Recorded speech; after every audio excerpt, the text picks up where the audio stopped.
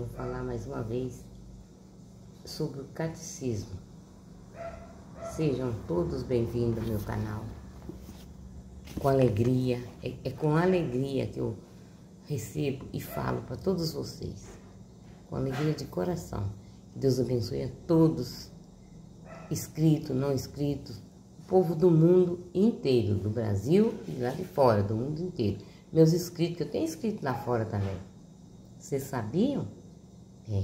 Devo ter sim. Não sei, mas eu devo ter sim. Deus abençoe a todos. Inscritos, não inscritos. Não abandone, Senhor, meus jovens, os adolescentes, que estão começando agora uma fase meia cabulosa. É uma fase assim que não é uma fase boa, tem que ter pulso firme para segurar eles. Não é fácil. Na oração a gente consegue. Deus ele dá entendimento para a gente poder lidar com eles. Eu não tenho problema com adolescente. Todos eles eu gosto, eles gostam de mim, graças a Deus.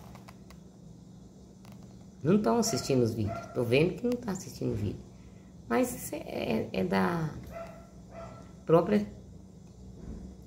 Já da própria idade, né? Quando eles tiverem idade, eles começam a entender melhor. Tem aqueles que começam de novinho já, pegar firme na igreja, esses não saem mais. Mas aqueles que vão começar agora, é duro de conseguir colocar na cabeça deles. Mas aos poucos a gente vai fazendo, vai falando e a gente chega lá, se Deus quiser. Deus é bom o tempo todo, Ele há de me ajudar e ajudar a todos que estão aí na frente falando do Senhor. Não é para falar só para os adultos, tem que falar para os jovens. Eles também precisam entender. Amém? Então já mostrei para vocês que eu vou falar do catecismo. Os fiéis de Cristo, hierarquia, leigos, vida consagrada. Os fiéis, que são os que, incorporados a Cristo pelo batismo, foram constituídos em um povo de Deus, e assim feitos participantes a seu modo do mumo sacerdotal, profético do régio de Cristo, segundo a condição própria de cada um. Da condição própria de cada um. São chamados a exercer a missão que Deus confiou para a igreja, cumprir no mundo. Entre todos os fiéis de Cristo, por sua regeneração em Cristo, vigora verdadeira igualdade de dignidade e de ação, pela qual todos cooperam na edificação do corpo de Cristo, segundo as condições e os rumos próprios de cada um. As próprias diferenças que o Senhor quis estabelecer entre os membros do seu corpo servem à unidade e a sua missão. De fato, embora exista na igreja diversidades de serviço, há uma unidade de missão. Cristo confiou aos apóstolos e a seus sucessores o mumo de ensinar e santificar e de governar em seu nome e por seu poder. Os leigos, por sua vez, participantes do mumo sacerdotal, profético e régio de Cristo, compartilham a missão de todo o povo de Deus na igreja e no mundo. Em ambas as categorias, hierarquias e leigos, há fiéis que, pela profissão dos conselhos evangélicos, consagram-se em seu poder especial a Deus e servem a missão salvífica da igreja. Seu estado, embora não faça parte da estrutura hierárquica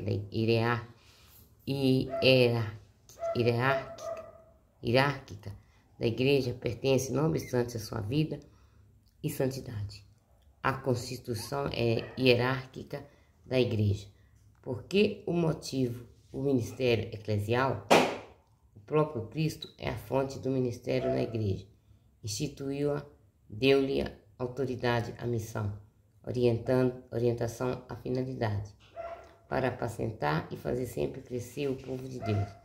Cristo, Senhor, instituiu em sua igreja variedade de ministérios que tendem ao bem de todo o corpo. De fato, os ministros que são revestidos do sagrado poder servem a seus irmãos, para que todos que formam o povo de Deus cheguem à salvação. Como crerão naquele que não enviaram? E como ouvirão se ninguém o proclama? E como proclamarão se não houver enviados? Ninguém, nenhum indivíduo, nenhuma humanidade pode anunciar a si mesmo o Evangelho. A fé vem pela vocação.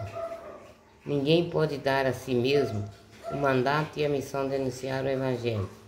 O enviado do Senhor fala e age por sua autoridade própria, em sua virtude de autoridade de Cristo.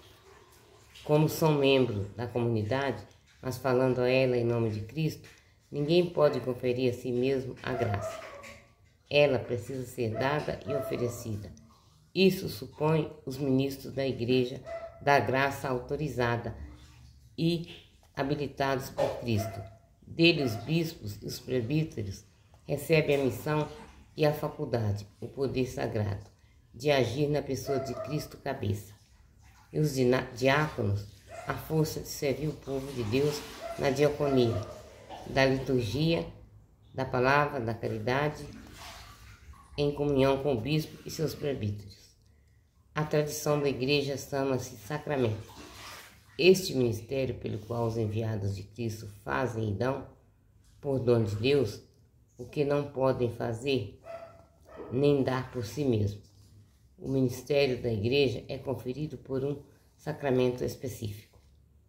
Intrinsecamente ligado à natureza sacramental do ministério eclesial está seu caráter de serviço, com efeito, inteiramente dependentes de Cristo, que dá a missão à autoridade. Os ministros são verdadeiros servos de Cristo, a imagem de Cristo que assumiu livremente por nós a forma de escravo. Visto que a palavra e a graça que são ministros não são deles, mas de Cristo, que as confiou a eles em vista dos outros,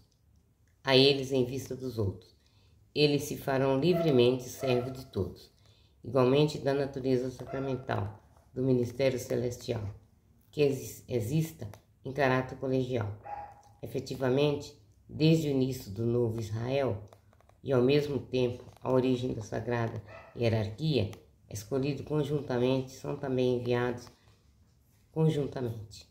Sua união fraterna estará a serviço da comunhão fraterna de todos os fiéis. Esta união será como um reflexo, um testemunho da comunhão das pessoas divinas. Por isso, todo bispo exerce seu ministério dentro do colégio episcopal, em comunhão com o bispo de Roma, sucessor de São Pedro e chefe do colégio. Os presbíteros exercem seu ministério dentro do presbitério da diocese, sob a direção do seu bispo. É da natureza sacramental do ministério eclesial que haja um caráter pessoal. Se os ministros de Cristo agem em comunhão, também sempre agem de maneira pessoal, cada um é chamado pessoalmente. Tu segue-me, para ser na missão comum, testemunha pessoal, assumindo pessoalmente a possibilitar a responsabilidade diante daquele que dá a missão, agindo em sua pessoa e em favor de pessoas. Eu te batizo em nome do Pai, eu te perdoo. O ministério sacramental na igreja é um serviço exercido em nome de Cristo. Ele tem caráter pessoal e forma colegial. Isso se verifica nos vínculos entre o colégio episcopal e seu chefe, o sucessor de Pedro, e na religião entre a responsabilidade pastoral do bispo por sua igreja particular e a solicitude comum do colégio episcopal pela igreja universal. O colégio episcopal e seu chefe, o Papa. Cristo, ao instituir os 12, os instituiu como colegiado ou grupo estável, ao qual propôs Pedro, escolhido dentre eles, assim como, por disposição do Senhor, São Pedro e os outros apóstolos constituem o único colégio apostólico. De modo semelhante, o romano pontífice, sucessor de Pedro, e os bispos, sucessores dos apóstolos, estão unidos entre si. O Senhor constituiu uma pedra da sua igreja, somente Simão, quem deu o nome de Pedro. Entregou-lhe a chave desta igreja e o instituiu pastor de todo o rebanho. No entanto, o mumos de ligar e desligar que foi dado a Pedro, consta que também foi dado ao colégio dos apóstolos, unido a seu chefe. Esse ofício pastoral e dos outros apóstolos faz parte dos fundamentos da igreja e continuado pelos bispos sob o primado do Papa. O Papa de Roma e sucessor de São Pedro é o perpétuo e visível princípio e fundamento da unidade, quer dos bispos, quer da multidão dos fiéis. Com efeito, o pontífice romano, em virtude de seu mumos de vigário de Cristo e de pastor da igreja, de toda a igreja, possui na forma poder pleno, supremo e universal. Ele pode exercer sempre livremente esse poder. O colégio ou corpo episcopal não tem autoridade se nele não se considerar incluído como chefe pontífice. Como tal, esse colégio é também ele detentor do poder supremo e pleno sobre a igreja inteira. Todavia, esse poder não pode ser exercido senão sem o consentimento do pontífice romano. O colégio dos bispos exerce sobre a igreja inteira, de forma solene, o concílio ecumênico. Não pode haver concílio ecumênico com que, como tal, não seja aprovado ou menos reconhecido pelo sucessor de Pedro.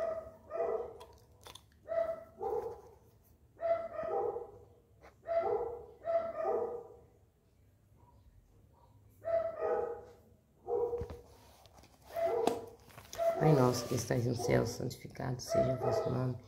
Venha a nós o vosso reino, seja feita a vossa vontade, assim na terra como no céu. O pão nosso de cada dia nos dai hoje. Perdoai as nossas ofensas, assim como nós perdoamos a quem nos tem ofendido. Não nos deixeis cair em tentação, mas livrai-nos do mal. Amém. Ave Maria, cheia de graça, o Senhor é convosco. Bendita sois vós entre as mulheres. Santa Maria, Mãe de Deus, rogai por nós, pecadores,